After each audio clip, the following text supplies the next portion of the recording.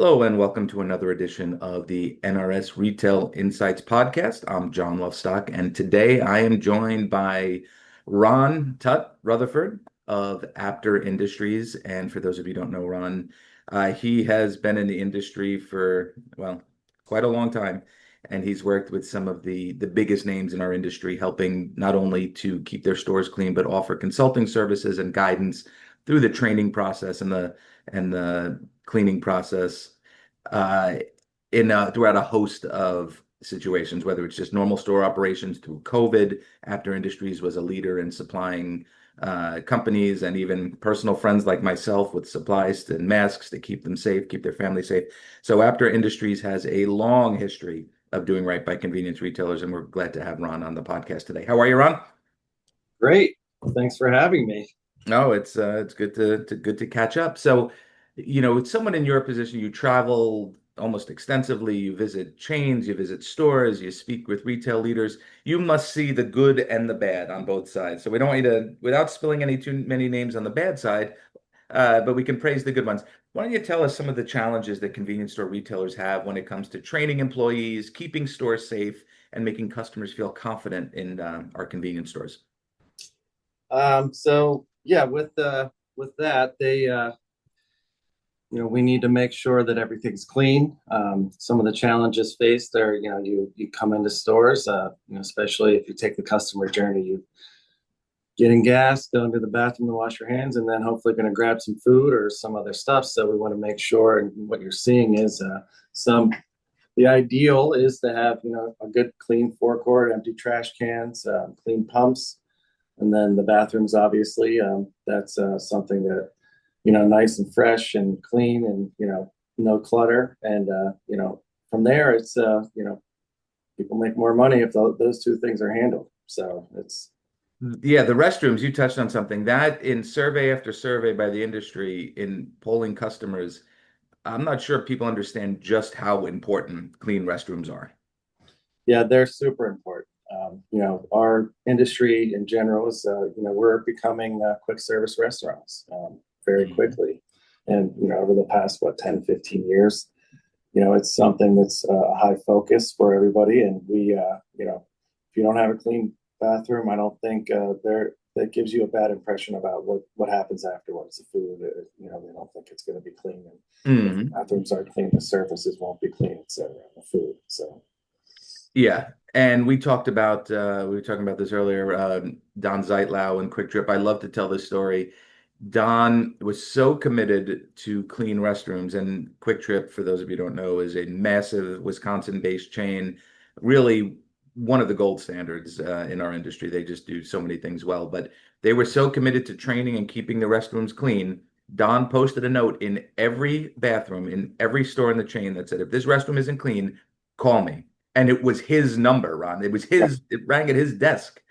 yep. I've been in those bathrooms. They're obviously clean, and I don't think the phones use that often. So, but yeah, that's something that is above and beyond what the standard and slash the norm is. So it's a good thing. Yeah, and it really affirms that top-down approach when if the president and CEO of the company is so committed, if you're working behind the counter, you should be committed as well.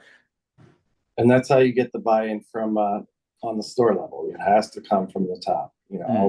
All of those programs and those focus areas have to be, it has to be a focus from the top down. Otherwise, it kind of falls to the wayside. Hmm. So let me kind of put you on the spot here a little bit, and that is before COVID, leaders, store top quartile chains were committed to cleanliness. There's no doubt about it. But since COVID, have you seen a shift in more people taking it seriously? Those mid-size, you know, the bottom quartile chains, maybe the starting to understand the importance of cleanliness and customer perception. They are, yeah. I think the amount of times that they were having to clean their high touch areas, we were, our industry is one of the only industries during COVID that was open. Um, Hmm. so restaurants were closed, etc. So the frequencies were definitely more during, and they backed off a little bit, because Hmm. the COVID obviously isn't as much of a problem. But yeah, it's something that people, that's something that's stuck. If people are definitely cleaning more and having a focus, like I was saying earlier, with the food service and everything. It's something that it's really necessary in order to really drive home and make more money. So Okay, so on the food service side, being out as much as you do and visiting these stores, is food service all the way back for convenience stores? Where do you see the offerings? Are you seeing more of it or less than you think during COVID? well, being out and reading all the rags in the industry, it's seems to be something that hasn't really slowed down. So every day you read about something, or every time you're in a store, everybody's their focus is food service. So not sure with the current state if it's something that I don't know the numbers, but it's something, just looking at it at the 5,000 foot level, it's something that definitely is a strong focus for everybody. Okay. So, putting on your consulting hat, when you go out and visit these stores, especially the ones that have an emphasis on food service, you must see things that make you cringe and go, "Oh my God, I can't believe they're doing this." What are kind of the biggest mistakes that you see people out there making that are easily fixable? Honestly, it's just as simple as having a store that is cluttered. It's dirty. Some trash isn't taken out, so it's pretty much a frequency of cleaning and an appearance on that level. Hmm. Everybody has to, by law, have their sanitizer. And if they're serving food, you have to have certain food safe certifications and all that. So that should be taken care of. But as far as the store itself, it's more about, and for me at least, just trying to get them to understand that this clean stores from outside to in sell more stuff. Pretty much, that's keeping it as simple as possible. Blocking and tackling. We always say that no matter how complex this industry gets, it's always the blocking, and it comes down to blocking and tackling and execution. Yep, definitely. Now, you guys have, I saw a QR code that kind of outlines, right, some best practices and a cleaning plan and some opportunities for retailers. Can you tell me a little about that? Yeah, we with pretty much going through the whole history. I have a teaching degree. I used to teach school, and I was really, when I first came in to after, wanted, the people that use our products within the stores, it has to be a tight program that fits what they're doing. And then, the training pieces, we kind of try to beat you over the head with that kind of stuff, because it's, not only do you, we make it as simple as possible. Then you have, a lot of turnover in the industry as well. So we want something, we had charts before, and now we kind of put everything. Everybody likes to be on their phone a lot, so it's a QR code scannable. It has our product information, our safety information, some training videos. All of that's highly accessible. We also do it for some of our chains. They actually have their own for their stores, which will go in and do training videos with their store personnel and or with us, just with their gear on, with their gas pumps and all of their food service areas, that is really specific to them, which is all, that's part of the training. It goes to their back rooms on the walls next to all their stuff. So it's right there, ready, accessible if they're, so yeah, it's something that really, I think, helps everybody use the programs correctly, use the products correctly. So, and the safety issues are pretty much just non-existent as a result. Great. If it's okay, could we post a link to that QR code in the Sure. description and let people take a look at it? Yeah, that'd be fine. Yeah, it's that one is for, like I said, that's for one of our customers. I think it was the Cormark one I sent you. Nice little For customer, Cormark. Yep. Yeah.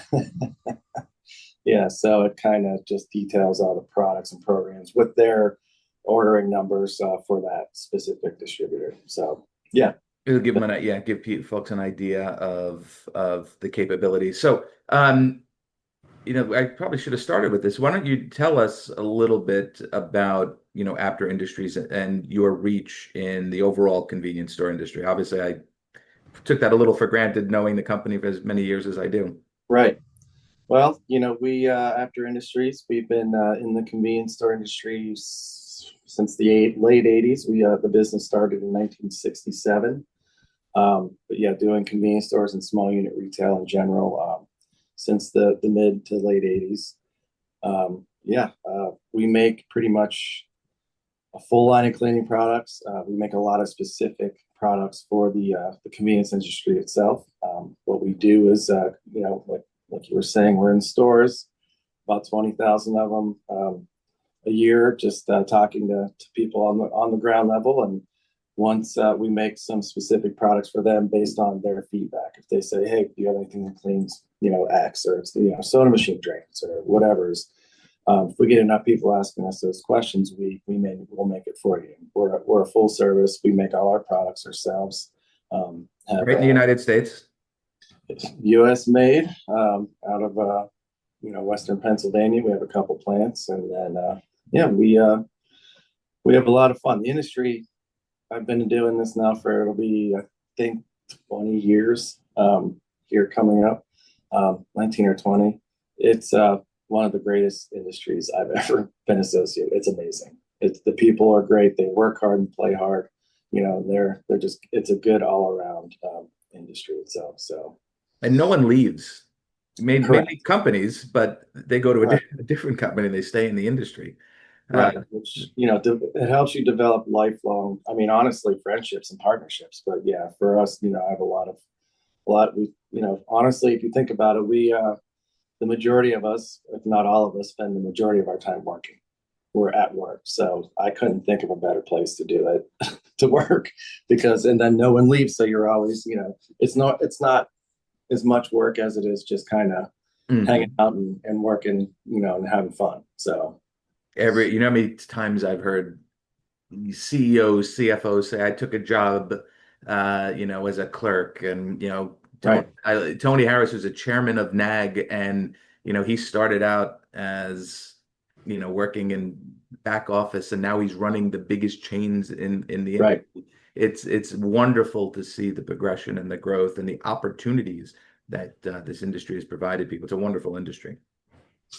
Yeah, and it's a good way to learn all that as well. I mean, myself, I was a teacher, came in to work in this at Apter, and from being a teacher, I started working in the plant. I was Mhm. twisting bottle caps and filling product and making product. So, and honestly, during COVID, if we're going to get back to that, I was working 8 hours in my plant, and then another 8 hours. While actually I had an earpiece in and was getting yelled at. They were like, "Where's my product? Where's my stuff? I need it." So I'm like, well, I'm actually making it right now. And then Yeah. I'll throw it on a throw it on a truck for you, and it'll be out. And here's all the stuff. So it was. I think I'm still tired from that actually. The other thing I want to touch on before we wrap up, and I'd be remiss if I didn't mention this, was just how philanthropic and generous your company is. I know you don't promote the stuff, but if there was ever a company that believes in giving back, I mean, it's clearly you guys. And I'll tell the story because it's firsthand knowledge. I was telling Tut that being a veteran, I'm a member of the Veterans of Foreign Wars, which is to promote combat veterans. And we have a lot of older members, and we have an older building, and we have these smells that just defy logic. Some of them were so bad, and I was bringing it up to Ron. I said, "What is this?" And he would immediately identify it. It's a water problem. Sent me cases of the odor control, and within weeks, it was gone. We put a couple of sprays in a couple times a week, and it's a new building. It's wonderful. And I know you do that for dozens and dozens of companies. Yeah, we our owner and chairman of the board, I guess now, Scott Apter, he started all that. He still does it, and it's something that kind of rubbed off on us, and we enjoy doing it. It's like I said, it should be fun. We're all here helping each other out, and we're always willing to do that. So thank you for saying that. No, it's awesome. I've seen it so many times, so I'm very appreciative. All right, so how do people get in touch with Apter Industries? If I'm a retailer, I want to learn more about your products and more about your consulting and the things you do. You can find us all on LinkedIn and our website, afterindustries.com. And yeah, you can call the 800 number and ask for me. I'm here. So Wonderful. And we'll post that QR code in the description so folks can get a look at some of the things you do and some of the training that you've exposed the industry to after decades of experience and visiting stores. So it's all great stuff. Thanks. Well, good. Well, thanks for joining us today, Ron, and good to talk to you. Thank you. Thanks for having me. Good, good. So for Ron, I'm John Lovestock. I want to thank everyone for tuning in to another episode of the NRS Insights podcast. We look forward to having you on a future podcast. Have a good afternoon, everyone.